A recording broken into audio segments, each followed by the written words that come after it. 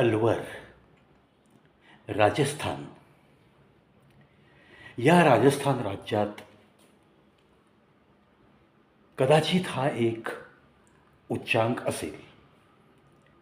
मी तरी आजपर्यंत कुठल्याही कुटुंबात अशा पद्धतीने मुलं सेटल झाली असं कधीही ऐकलं नव्हतं. असं काय बरं त्या कुटुंबात घडलंय? बघा, एक सरकारी नोकरीत असलेला व्यक्ती आपल्या या सरकारी पगारात मुलांचं पालनपोषण करतो. त्याला वाटतं की आपली मुलं उच्च शिक्षित व्हावीत. मग एक काळ असा होता की आपला मुलगा, आपली मुलगी डॉक्टर व्हावी, इंजिनियर व्हावा, असंच प्रत्येकाचं एक स्वप्न होतं. नंतर मग काळ बदलत गेला आणि या अपेक्षा थोड्याशा इतर केडरच्या बाबतीत पण पालक लोक मनात धरू लागले.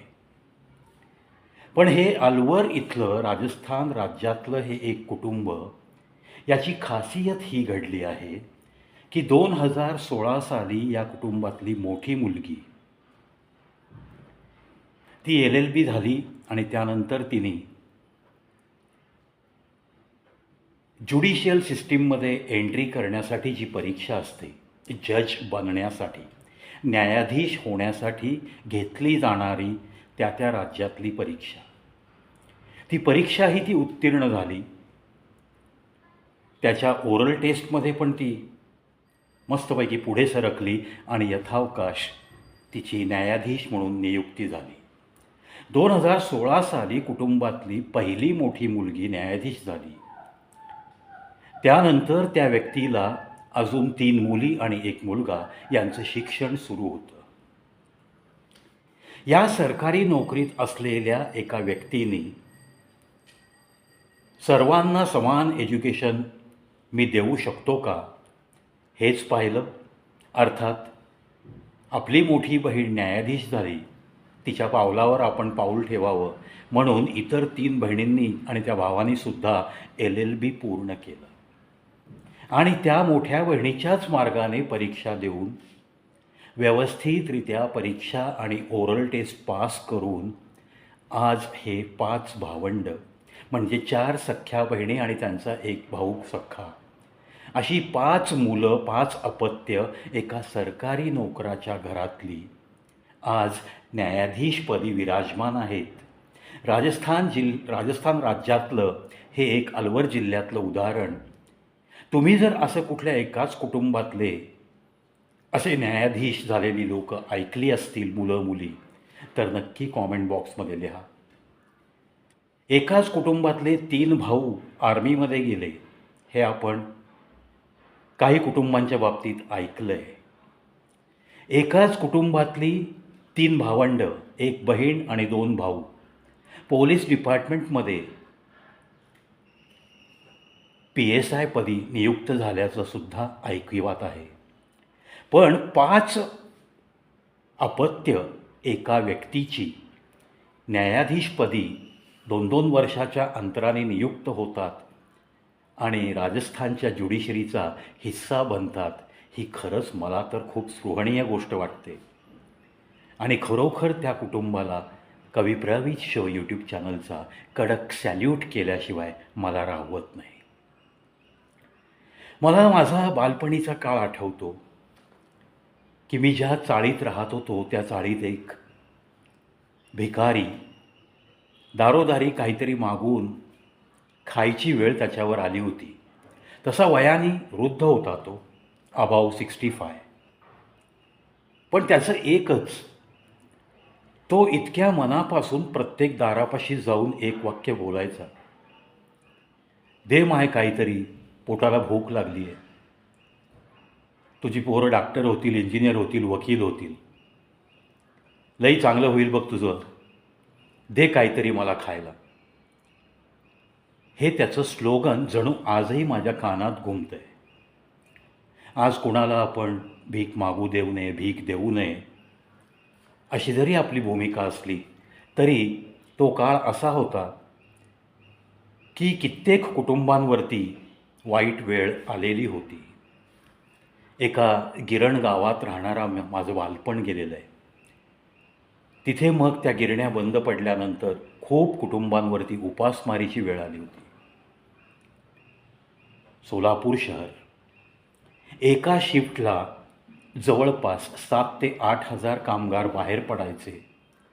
अशी आशिया खंडातली सर्वात मोठी टेक्स्टाईल मिल ही सोलापूर शहरात होती. जी काही जुनी मंडळी आहेत त्यांना नक्की ते आठवत असतील दिवस. त्या मिलचं नावच होतं जुनी मिल. आजही तो एरिया, तो विभाग, ज्या ठिकाणी ती मिल होती, ते मोठंच्या मोठं मैदान, आज तिथं काही हाऊसिंग कॉम्प्लेक्स झाले, तो भाग निराळा. पण ते मैदान जेव्हा आम्ही पाहायचो लहानपणी, तेव्हा आश्चर्यचकित व्हायला होतं की इतक्या मोठ्या एरियामध्ये इतक्या मोठ्या प्रमाणात एक टेक्स्टाईल मिल प्रोडक्शन काढत होती. आपल्या शहराचं ती वैभव होती आणि हे वैभव अचानकपणे त्या मालकाला ती मिल बंद करावी लागून इथून निघून जावं लागलं. अशा पद्धतीची इथल्या कामगारांनी त्या मालकाला वागणूक दिली. त्या टेक्स्टाईल मिलच्या ओनरचं काहीही चूक नाही. रोज जर एखाद्या इतक्या प्रतिष्ठित गिरणीमधून, कापडाच्या गिरणीमधून जाताना साध्या बंडी आणि चड्डीवर जर कामगार आत जात असेल आणि येताना त्यातले शेकडो कामगार जर धोतर नेसून येत असतील, प्रोड्यूस झालेल्या कपड्याची धोती बनवून बाहेर पडत असतील, दादागिरी करत असतील, काही कामगार झोपून पगार खात असतील, त्यांचा तो जॉबर जो असायचा, जो कोणी इन्चार्ज असायचा काम करून घेण्यासाठी, सुपरवायझर म्हणून ज्याची नेमणूक केली जायची, त्याला जीवे मारण्याच्या धमक्या द्यायची, अशी गुंडागर्दी जर अशी चालूच राहिली तर तो बिचारा, तो टेक्स्टाईल मिलचा ओनर, तो मालक काय करणार हो? शेवटी त्याला कुलूप लावून ती जुनी मिल बंद करून या शहरातून दूर जावं लागलं. म्हणजे त्या शहरातल्या लोकांमध्ये थोडीशी समजदारी जर असेल तरच त्या शहराचा विकास होऊ शकतो, हे या सोलापूर शहराने नक्कीच सिद्ध केलं आहे. असं सगळं बघत बघत लहानाचा मोठा झालेला मी एक व्यक्ती आहे. म्हणूनच मला या अलवर जिल्ह्यात, राजस्थान राज्यात घडलेली ही जी काही एक अप्रूप घटना आहे, एकाच कुटुंबातील 5 भावंड